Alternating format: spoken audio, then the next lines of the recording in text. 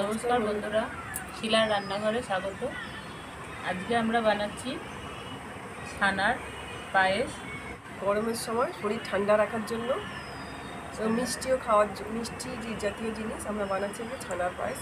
আপনারা পুরো রেসিপিটা দেখুন কীভাবে আমরা তৈরি করছি ছানার পায়েস। আজকে ছানার পায়েস করব, কম আঁচে করতে হবে, তাই আজকে আমরা গ্যাসেই করব। আপনারা পুরো রেসিপিটা দেখুন আপনাদের মূল্যবান সময় থেকে। কড়া বসিয়ে দিয়েছি, একটু দুধ দিয়ে দেবো। আপনারা চাইলে গরুর দুধেও করতে পারেন, আমরা প্যাকেটের দুধে করছি।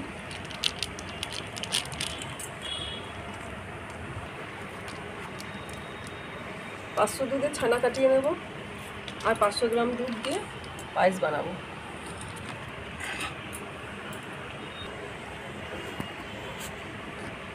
দুধটা আমরা আস্তে করে ঘন করে নেব। ফুটে উঠলে লেবু দিয়ে ছানা বানিয়ে নেব। উঠেছে, গ্যাসটা কমিয়ে দিচ্ছি। এবার দিয়ে লেবুটা দিয়ে ছানা কাটবো।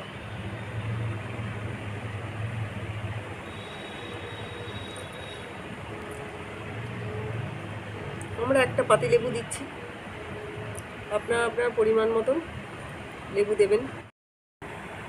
2 মিনিট গ্যাস কমিয়ে ফুটিয়ে নিয়েছি। এই যে আমাদের ছানাটা হয়ে গেছে।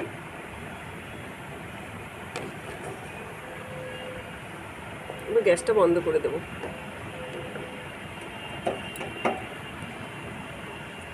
চাপা দিয়ে 10 মিনিট রেখে দেবো। 10 মিনিট হয়ে গেছে। এবার দেখছি ছানাটা হয়ে গেছে নাকি।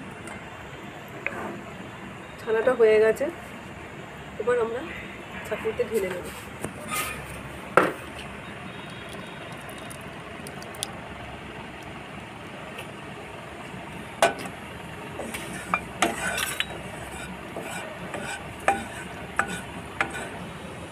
আমাদের ছানাটা হয়ে গেছে, জল ঝরিয়ে নিচ্ছি। আমরা। দেখেছেন এরম কি সুন্দর হয়েছে ছানাটা।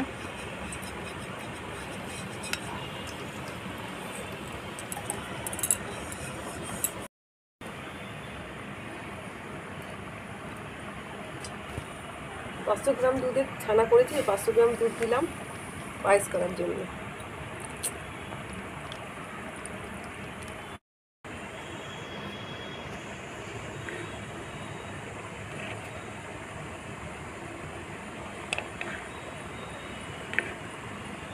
আপনার প্যাকেটের দুধ দিয়ে করছি, আপনারা চাইলে গরুর দুধে করতে পারেন। গরুর দুধটাকে ঘন করে নিতে হবে।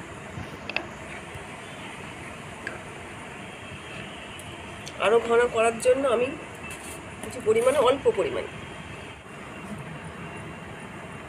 সামান্য পরিমাণে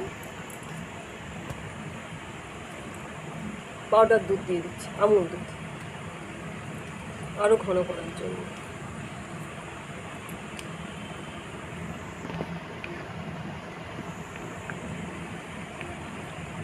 ঘন হলে খেতে ভালো লাগবে, তাই ঘন করে নিলাম।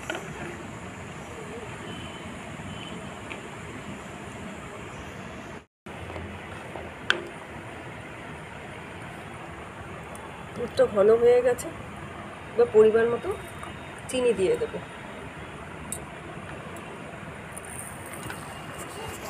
যে যেরকম মিষ্টি খাবে তার সেরকম মিষ্টি দিয়ে দেবে। এবার ছানাটা লেবু দিয়ে কেটেছি বলে ছানাটা একটু ভালো করে ধুয়ে নেব, যাতে টক দিয়ে দুধটা না কেটে যায়। দুধটা ঘন হয়ে গেছে। এবার এই যে ছানাটা, এটা দিয়ে দেবো। ধুয়ে রেখেছিলাম, লেবুর রসে যাতে টক না হয়ে যায়, তাই ছানাটা ধুয়ে দিয়ে এবার দিয়ে দেবো।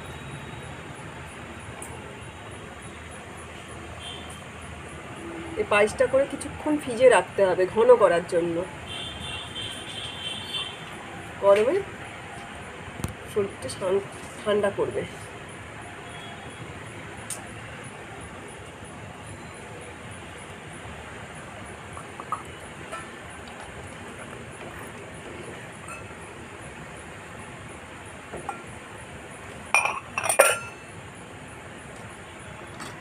অনেকে ঠান্ডার জন্য আইসক্রিম খায়, আমরা এই ছানার পায়েসটা করলাম, আপনারা বাড়িতে করে দেখুন, খান, শরীর ঠান্ডা রাখবে। হয়ে গেছে। আর জমাট বাঁধার জন্য ফ্রিজে রাখতে হবে 3 থেকে 6 ঘন্টা। এবার কেটে রাখো, কাজু কিশমিশটা দিয়ে দেবে।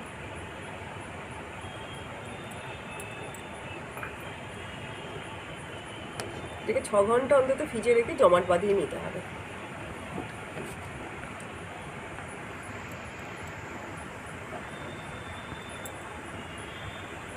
হয়ে গেল।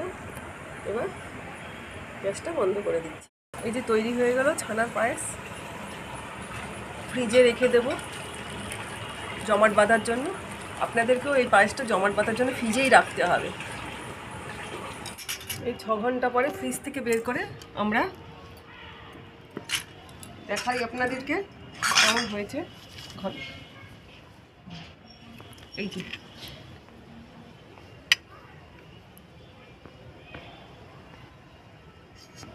ঘন হয়েছে।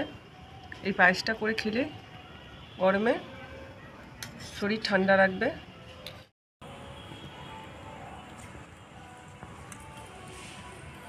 খেতে খুব স্বাদ হয়েছে, আইসক্রিমের থেকেও ভালো লাগছে। হ্যাঁ, আপনারা বাড়িতে বানিয়ে খাবেন বন্ধুরা।